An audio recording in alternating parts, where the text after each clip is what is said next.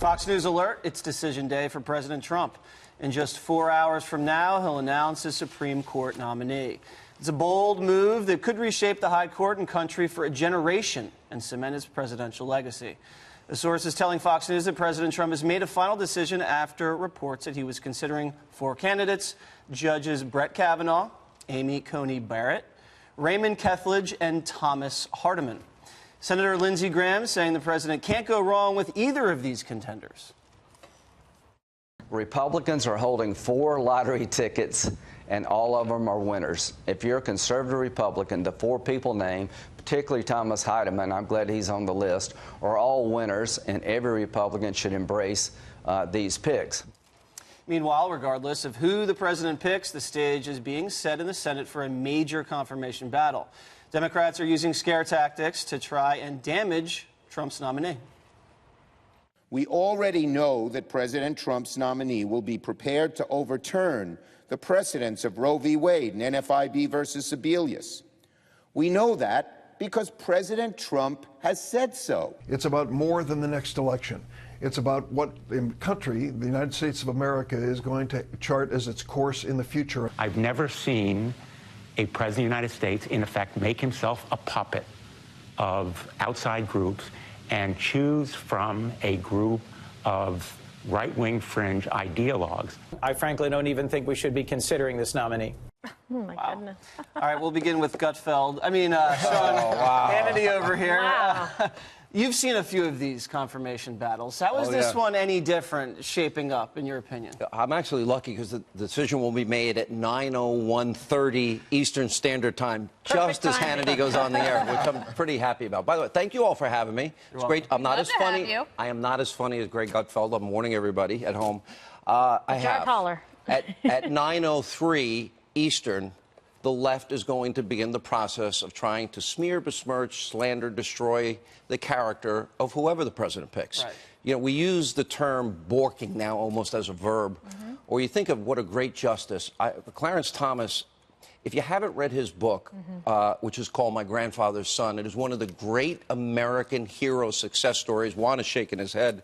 It is one of the best books I've ever read, and he's become one of our great justices. Whoever the president picks, and I think those are the names. The great thing is that he told us all of this ahead of time, and it will be another promise made, promise kept.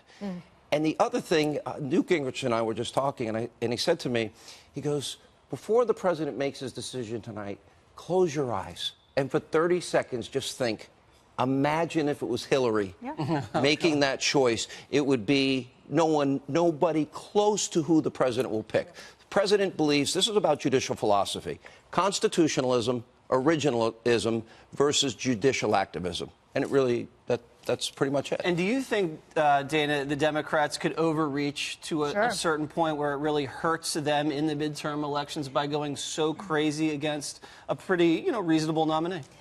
Possibly, and Dick Durbin, I think we just had him there, saying that it's more important to stand on principle to them than it is to worry about those red state Democrats. I don't know if that will actually hold true. For example, take somebody like Heidi Heitkamp in North Dakota. Just today, the Fox News Power Rankings moved her seat from a toss-up to likely Republican.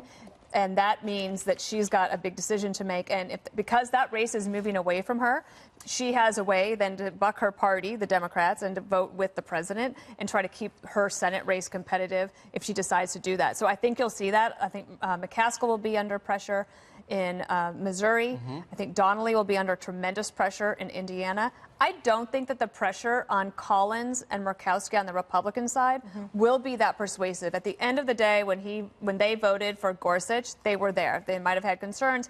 I think that at the end of the day, they will also be for whoever the president picks here. I could be wrong, of course, but my gut instinct is that there's going to be a lot of fire and fury, so to speak, but that when the vote is called, that the Republicans will come home. And from the list, Kimberly, it doesn't seem of the 4 people that we've been talking about there's any really red flags among either one of them. No one's screaming David Souter really loud or anything like that. It looks like a pretty sure thing no matter who he goes with. Yeah, I think it's really, it's like you can't even go wrong with the main primary ice cream picks, right? Vanilla, strawberry, chocolate. You may prefer one a little bit over the other. All solid choices. But they're all fantastic, solid choices. They've been incredibly well vetted by the Federalist Society, by the Heritage Foundation as well. And the initial list of 20 that the president put together with his team and with advisors was outstanding. He then also listened to input and feedback from other people, added 5 additional names. And then subsequent to that, he's narrowed it down to 4 quality candidates, 4 people that would admirably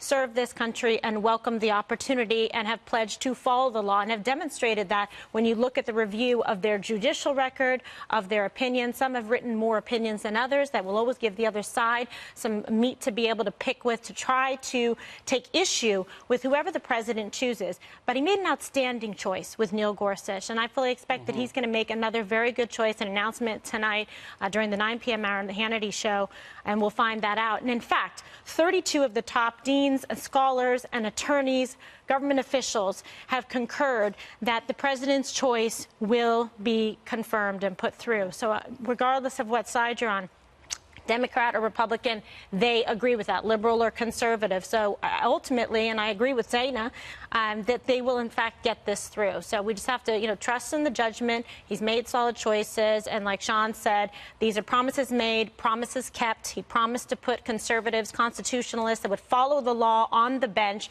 and I fully expect that that's who he'll choose tonight. Juan, are you having nightmares over these potential picks? Look, are they going to get a fair hearing? Hannity's worried that he's not funny enough. I think this is hilarious what you guys are doing. It's like like an echo chamber in here. Oh, he's picked wonderful people. Oh, they've been thoroughly vetted by who? Heritage and the Federalist Society? You kidding me? And this by is the what Democrats. Blumenthal was talking about. Fringe candidates, that's it. But they've That's all been you get. confirmed by the Senate before. Because they're circuit We're court talking judges. about the And by Supreme Court. Democrats. And remember, Dana, we're talking about a president who has said, you guys say promises kept. He said he wants somebody who's going to undo Roe v. Wade, take away abortion rights in this country. That's not Someone true. who would do away that with gay during the rights in this campaign. No. country? What's is not this true is- nutty? And these guys are sitting here saying, oh, perfectly normal. Blumenthal is right. These are fringe candidates. Well, then why did the Democrats confirm them all on previous occasions when they were up for U.S. Court of Appeals? The key thing here, Kimberly, is are you going to abide by the laws of the United States and recognize precedent? That's correct. And what you have, especially in the case, and I think this is your #1 pick, Amy Coney Barrett, right? She said precedent doesn't matter to her. So, I mean, that's why you had a call from the Senate Majority Leader saying, hey, I think there's a little trouble if you pick her. But what my point about Roe is, When Orrin Hatch liked what it. happens if Roe was overturned?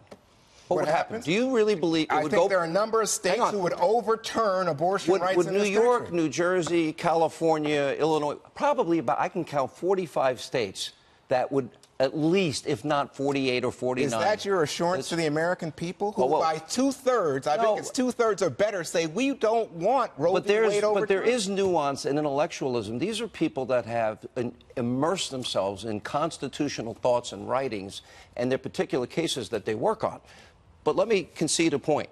You know what? I really do think Dick Durbin is right. I think that every Democratic senator in a red state needs to go and commit political suicide.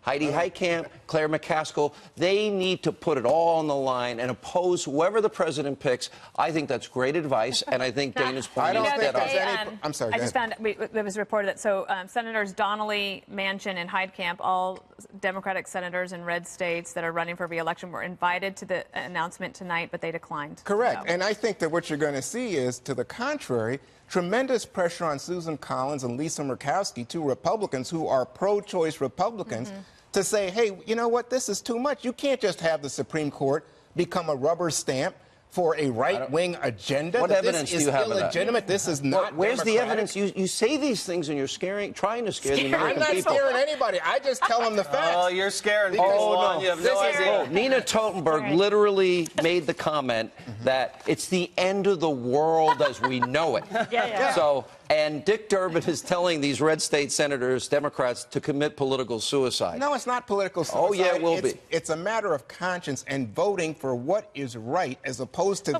Hillary lost, political power. Right. What? Right. Hillary lost. Yeah, so Hillary won the popular vote, too. Okay. Yeah, well, but those aren't the rules hold we on. play under. Let's All not- right, so- you can't change the rules I'm not after you trying to change determine the the rules, winner but lost. when you say that, But what guess you what? have is One- an unpopular Right. president and an unpopular Senate trying to force on the The American highest numbers people he's ever a had. corrupt right-wing agenda. Okay, but Juan, why is it then, in good conscience and good faith, and having studied all of this in terms of the U.S. Court of Appeals and these judges where they've been appointed, why did the Democrats vote to confirm them to begin with if they were not qualified? No, They I should didn't not say serve that. on the United States Supreme Court if they weren't qualified already to serve on the Court of Appeals, and they were put through by Democrats, liberals, conservatives, all of the like. They were confirmed, they were put forward, This is a and totally that's why those different- names have been proffered by the president. No, they're not. I mean, Yes, it I is. think they're proffered because he believes that they will do what he promised, as you said earlier, promises made, promises kept, overturn abortion rights in this country. We're going to go to break, but when we go to break, just close your eyes, as Sean recommended, and just imagine if Hillary Clinton was president. Boy, wouldn't that be wonderful? All right. Get the smelling salts.